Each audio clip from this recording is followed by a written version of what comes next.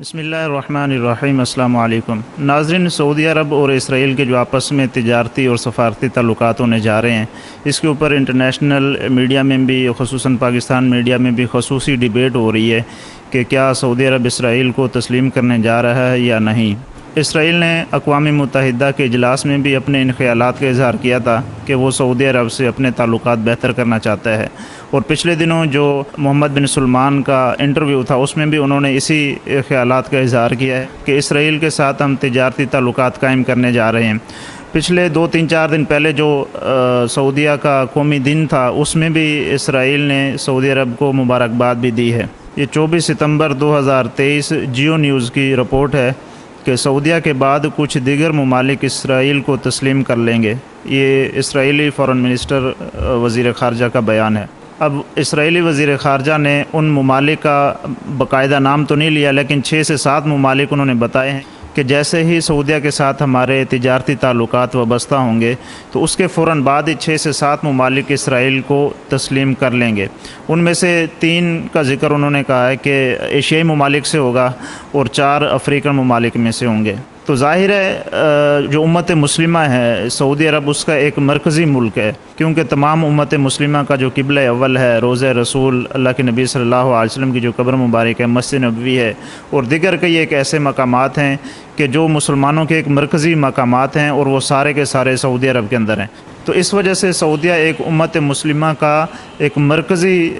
جگہ کی حیثیت رکھتا ہے۔ تو جب وہ اسرائیل کے ساتھ اپنے تجارتی اور سفارتی تعلقات قائم کرے گا تو ظاہر ہے اس کا جو امپیکٹ پڑے گا پوری امت مسلمہ کے اوپر،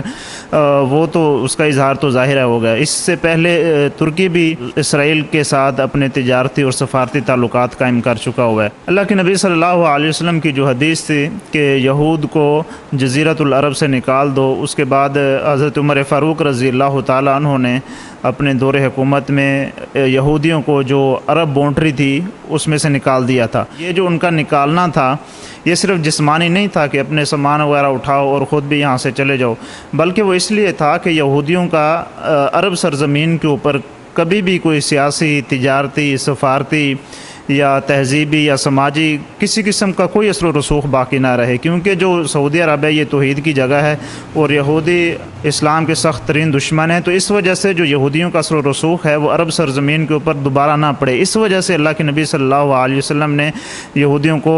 جزیرۃ العرب سے یعنی عرب باؤنڈری سے باہر نکالنے کا حکم دیا تھا۔ تو یہ ایک بڑی مایوس کن صورتحال ہے امت مسلمہ کے لیے، جس طرح کی نیوز ہم تک پہنچ رہی ہیں کہ اسرائیل کے ساتھ سعودی عرب اپنے تجارتی تعلقات قائم کرنا چاہ رہا ہے، اس سے پہلے ترکی قائم کر چکا ہے۔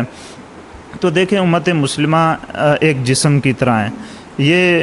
قرآن میں بھی حکم ہے اور حدیث میں بھی حکم ہے۔ دنیا کے ایک کونے میں ایک مسلمان رہتا ہے، دوسرے کونے میں دوسرا مسلمان رہتا ہے، تو دونوں ایک جسم کی طرح ہیں۔ مسلمانوں کا نبی بھی ایک ہے، قرآن پاک بھی ایک ہے، قبلہ بھی ایک ہے، خدا بھی ایک ہے،